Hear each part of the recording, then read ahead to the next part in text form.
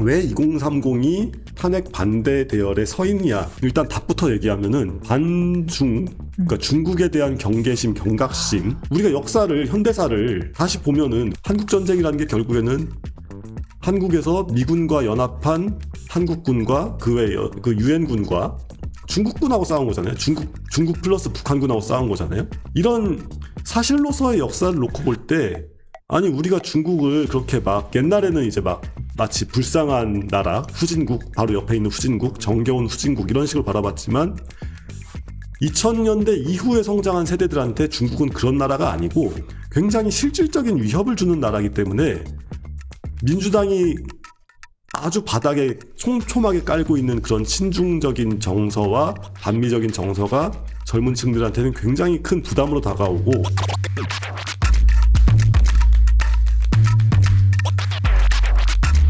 지금 정치 뉴스에서 가장 뜨거운 게 주말에 광주 금남로죠. 네. 뭐 그 상징적인 이름입니다. 금남로 일대에서 일어난 광주 이 찬반 집회가 매우 뜨거웠는데 이 이야기부터 해보려고 합니다. 경찰 차벽을 사이에 두고 양쪽 찬반 집회가 뜨겁게 그 금남로에서 열렸단 말이에요. 너무 다행히 뭐 유혈 사태는 없었습니다만은, 근데 의외로 탄핵 반대 집회 인원이 더 많았다고요. 한 2배? 각자 추산에 의해도 2배에서 3배 정도 더 많더라고요. 그렇죠. 지금 이 집회 집결 현상은 어떻게 보셨습니까? 근데 의외로 많다고 하기에는 예상 가능한 숫자 아니었나요? 아, 예상하셨습니까? 광주라서 저는. 왜냐하면은 광주인들, 광주 거주민들, 광주 시민들 스스로는 굳이 양쪽 집회 어디에 나갈 만한 딱히 동력은 없고. 아, 다 외부인들이다? 예, 그렇죠. 다 외부인들이에요. 그래서 이게 그냥 각 진영에서 얼마나 조금 더 이 시위, 이 집회에 목숨을 걸고 있냐, 사활을 걸고 시위하는 쪽이 어디냐, 이걸 보여주는 것이었지, 그게 광주의 마음이 어떻게 갔다, 이렇게 얘기하기는 좀 많이 곤란한 것 같습니다.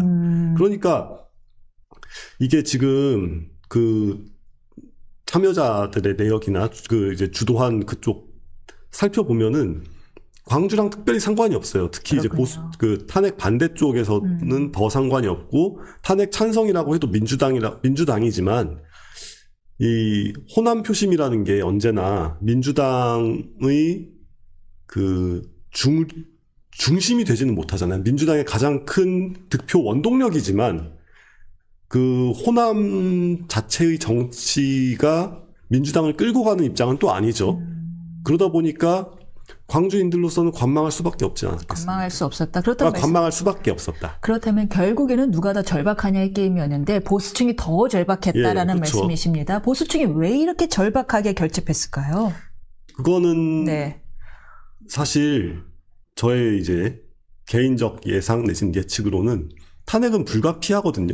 탄핵은 불가피한데 그것을 사람 마음이라는 게 할 수 있을 것처럼 보이는 무언가보다 안 되는 무언가에 대해서 막 도전하고 달려들고 할 때 더 뜨거워지고 더 열망하게 되는, 어차피 될 거보다는 그렇죠. 나를 전혀 돌아보지 않을 것 같은 우리 학과 퀸카한테 달려들 때 남자가 더 뜨거워지는 것처럼 뭐 약간 그런 분위기가 아닐까 싶어요. 그리고 이제 어쨌거나 말씀드렸던 대로 동원력이라는 측면에서 조금 더 이게 조직적으로 잘 돌아가고 있는 것 같고, 그러니까 시위를 조직한다는 그런 차원에서, 또 반대로 말하면 민주당 쪽에서는 그렇게 아직까지 많은 사람들을 제대로 동원할 만한 이 명분 내지는 그게 좀 부족해지지 않았나 싶습니다. 민주당의 탄력이 떨어진 거죠. 근데 놀라운 거는요, 보수층의 뭐 고령층의 결집이야 지금 말씀하신 거와 같은 이유일 수 있는데, 2030, 그래도 저희 중에서 지금 2030에 가장 가까운 분이어서 여쭤봅니다. 앞에 팔자가 있었어요. 2030에. 아니, 팔자가 아니신가? 저는 뒤에 있습니다. 2030 지지율이 뚜렷하게 올라가고 있는 건 어떻게 봐야 되는 거예요? 그분, 왜 그 사람들까지 절박해진 거죠? 그게. 일단은 거기에 대해 답을 드리기 전에 제가 봤던 풍경을 하나 말씀드리고 싶은데, 그 지난주 토요일이었죠. 그때 이제 안국동에서 헌재에서 심리를 했잖아요. 그때 제가 이제 마침 볼 일이 있어가지고 거기를 갔는데, 토요일이 아니라 금요일이었지. 이제 거기 근처에 있는 스타벅스에 가가지고 일을 하려고 이제 갔단 말이에요. 근데 가서 이제 앉아가지고 또 물어봐. 참고로 잠깐 말씀드리면 예? 만약에 혹시 재판을 하게 될 경우에는 네. 금요일인지 토요일인지 정도로 말씀하셔야 됩니다. 괜히 금요일이었다가 토요일로 CCTV 잡히면 진술의 신빙성이 문제가 됩니다. 거짓말쟁이로 몰릴 수가 있기 역시 때문에. 변호사님.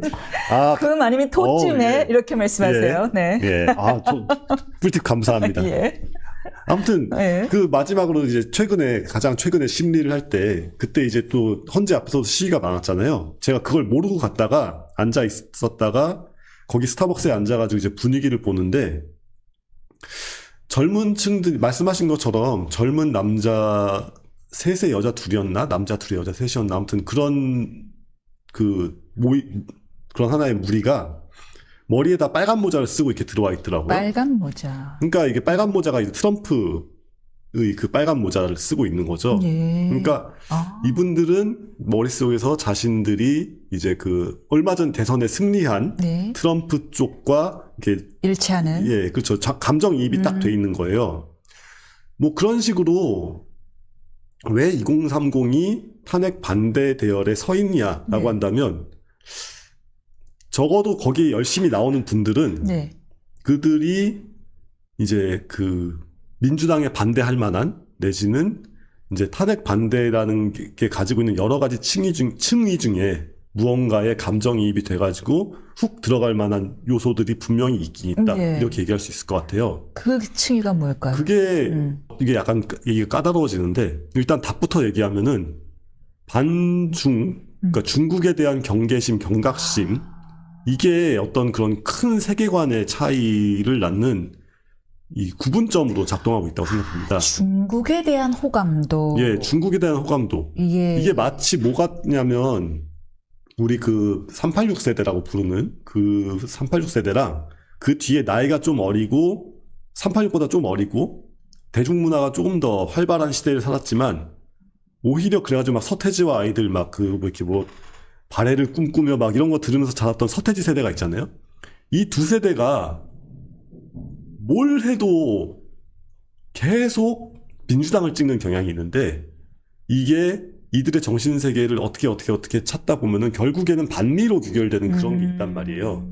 그러니까 광주에서 벌어졌던 일에 큰 책임이 미국의 방관이다. 뭐 이런 식의 미국 책임론을 막 물고 들어지면서 남북이 분단된 것도 미국 탓이다 하는 그런 거대한 반미주의적인 거대 서사를 깔고 있기 때문에 그들의 정치적 지지는 어떠한 변화가 있어도 어떠한 작은 이벤트가 벌어져도 그러니까 어떤 이벤트가 벌어져도 상대적으로 작은 이벤트가 되어버리기 때문에 흔들리지 않는 그런 정치 성향을 보여주는데 같은 맥락에서 지금 젊은 층들이 왜 그러고 있냐라고 한다면 그들에게 느껴지는 중국이라는 나라와 그들에게 느껴지는 중국의 그런 부담스러움, 위협감, 실질적인 위협감이죠. 네, 이런 맞습니다. 것들이 그 전 세대가 생각하는 것보다 훨씬 크단 말이에요.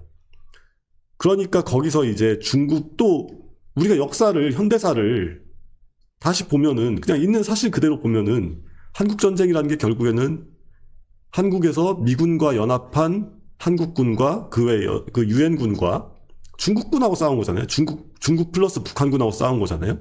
그러니까 이런 사실로서의 역사를 놓고 볼 때 아니 우리가 중국을 그렇게 옛날에는 이제 마치 불쌍한 나라 후진국 바로 옆에 있는 후진국 정겨운 후진국 이런 식으로 바라봤지만 2000년대 이후에 성장한 세대들한테 중국은 그런 나라가 아니고 굉장히 실질적인 위협을 주는 나라이기 때문에 민주당이 아주 바닥에 촘촘하게 깔고 있는 그런 친중적인 정서와 반미적인 정서가 젊은 층들한테는 굉장히 큰 부담으로 다가오고 그럴 때 그럴 때 지금 민주당이 아니라 국민의힘이 특별히 반중 이러지는 않다고 하더라도 적어도 미국 중심의 세계 질서에서 이탈하지는 않으려고 하는구나 라는 그 정도는 있는 반면에 민주당은 이재명 대표의 입장이 어제 다르고 오늘 다르고 내일 다르고 하지만 민주당이라는 정당 자체가 가지고 있는 큰 흐름이 있으니까 이쪽은 일단 아닌 것 같다라는 의식이 깔려 있지 않나 이렇게 생각합니다. 그러니까 왜 자신들이 스톱 더 스틸 이런 거 그러니까 트럼프 선거 구호를 다 들고 오잖아요. 그거를 일각에서는 이제 그런 뭐 음모론인지 아니면 사실인지 어쨌건 이제 뭐 재미교포 사업가가 이제 뭐 트럼프의 부정선거론을 이제 한국에다가 퍼뜨렸다 뭐 이런 얘기도 이제 보도도 좀 나오고 하는데 물론 그런 것도 뭐 그런 행동은 있었을 수 있지만 그게 먹혀 들어간다는 거는 그러니까 음모론은 한두 명의 음모론자가 만들어내는 게 아니라 대중의 정서에 누가 구미에 맞는 걸 갖다 주냐거든요. 그럴 때 왜 대중의 정서가 이렇게 흘러가고 있는가라는 질문을 해본다면 결국에는 중국의 급부상과 그 속에서 이제 특히 젊은이들이 실질적으로 느끼는 그런 그 중국으로부터의 위협감 이런 문제를 빼놓고 얘기할 수가 없을 것 같습니다.